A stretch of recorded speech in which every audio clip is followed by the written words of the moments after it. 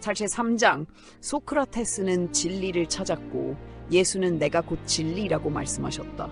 인류 역사에는 수많은 철학자가 있었다.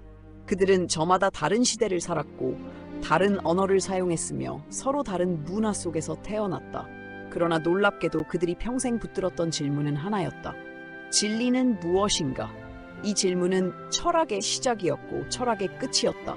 수많은 철학 체계와 사상은 결국 이 질문에 대한 답을 찾기 위한 인간의 긴 여정이었다. 그 가운데 가장 위대한 철학자로 불리는 사람이 바로 소크라테스이다. 그는 기원전 5세기 아테네 거리와 광장을 걸으며 사람들에게 끊임없이 질문을 던졌다. 정의란 무엇인가? 선이란 무엇인가?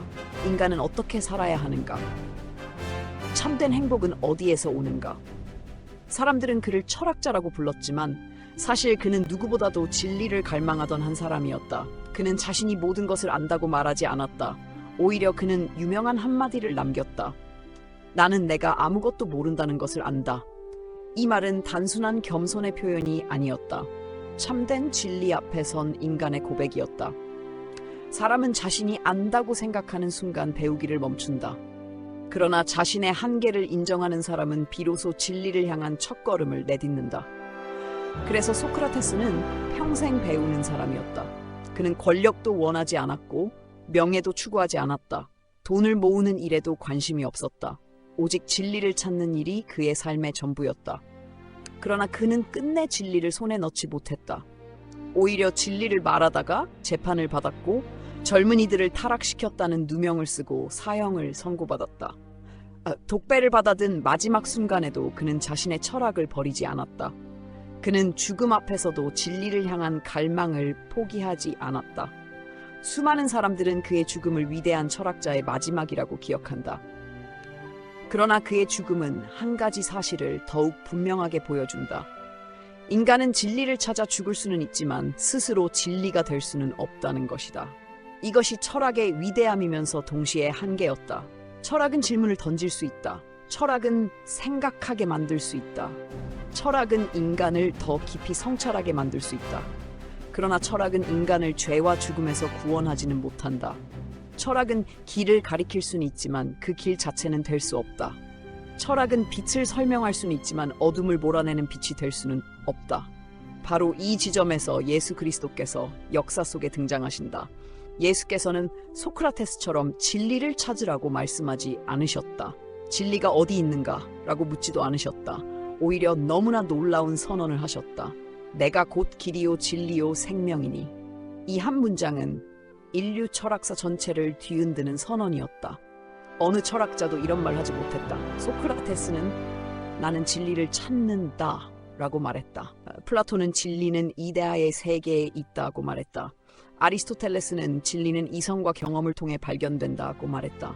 공자는 사람답게 사는 길을 따르라고 말했다. 부처는 고통에서 벗어나는 길을 찾으라고 가르쳤다. 그러나 예수께서는 길을 찾으라고 말씀하지 않으셨다. 내가 길이다 라고 말씀하셨다. 진리를 찾으라고 하지 않으셨다. 내가 진리다 라고 말씀하셨다. 생명을 찾아라 고하지 않으셨다. 내가 생명이다 라고 선언하셨다.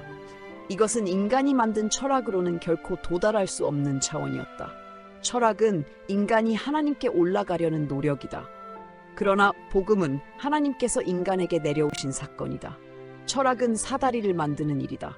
복음은 하나님께서 직접 그 사다리가 되어주신 이야기이다. 철학은 인간의 질문에서 시작된다. 복음은 하나님의 사랑에서 시작된다. 철학은 인간이 진리를 붙잡으려 애쓴다. 그러나 복음은 진리이신 하나님께서 인간의 손을 먼저 붙드신다. 그래서 예수는 철학자의 한 사람으로만 이해될 수 없다. 그분은 새로운 사상을 만든 사상가도 아니고 윤리를 가르친 도덕 교사도 아니며 단순한 종교 지도자도 아니었다.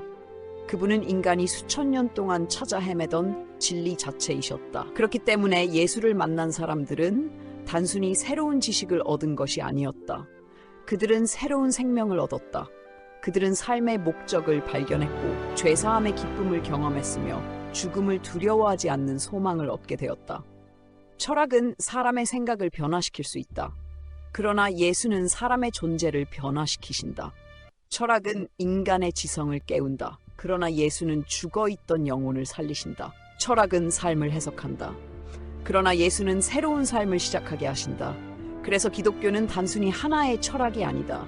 기독교는 하나의 사상도 아니다. 기독교는 살아계신 예수 그리스도와의 만남이다. 인류는 오랫동안 진리를 찾아 길을 걸어왔다. 그러나 그 긴 여정의 끝에서 우리를 기다리고 계셨던 분은 진리를 설명하는 철학자가 아니라 진리 그 자체이신 예수 그리스도이셨다. 그렇기에 철학의 긴 여정은 예수 안에서 비로소 완성된다. 철학이 평생 던졌던 질문은 그분 안에서 답을 얻고, 인간이 평생 찾아 헤매던 진리는 그분 안에서 얼굴을 드러낸다. 소크라테스는 진리를 찾아 살다가 죽었다. 그러나 예수 그리스도는 진리이셨기에 죽음을 이기고 다시 살아나셨다. 이것이 철학과 복음을 가르는 가장 위대한 차이이며 인류 역사상 가장 놀라운 선언이다.